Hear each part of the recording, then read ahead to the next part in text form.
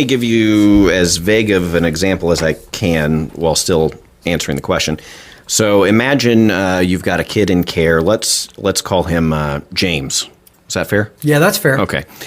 And James was removed from his biological family and placed in foster care. And after a period of time, they start the process of reunifying James with his biological family. Which is required by law. Which is, what the end goal is stated.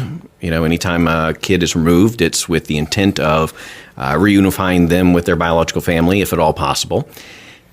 And so James begins this process of reunification, does the supervised visitation, starts doing unsupervised visitations.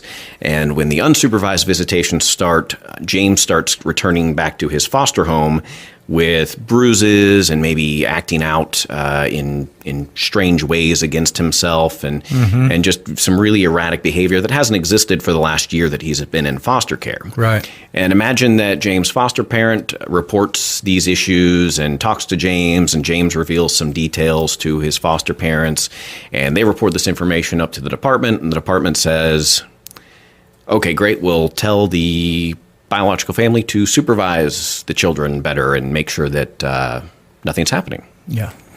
And we would think that that's a pretty inadequate response to a situation where some sort of abuse, some sort of something is happening in that situation. This is a very good example. And so this is, we use the term system breakdown. So the process that's supposed to unfold should probably include investigators, should probably include maybe a medical examination, all sorts of different people should get involved, but that's often, additional work.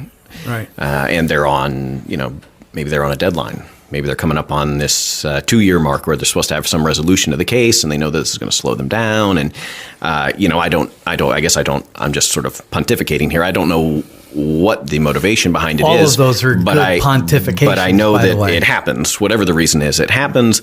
And if the foster parent calls, oftentimes they're told, well, it's not really the role of the foster parent to tell us how to do our jobs. You're just supposed to take care of the kid and this and that, despite the fact that there's a mandate, that your foster parent, one of the things you're required to do is advocate on behalf of the child. But that's sometimes overlooked, and the foster parents, it's easy for them to back down and say, you've talked about complexity a lot, James. This is complex. I don't really understand it. There's 10 different groups involved in this case. Yes, sir. I don't know. I'm going to let one of them figure it out. The alternative is we can send our legal team out, and they can help sort it out. And it's amazing what a phone call from a lawyer can do. And we've been involved in a surprising number of situations. That's been our from a budget standpoint, our biggest support activity. I bet. What a great idea. Well, but also the most impactful. Yeah. And that.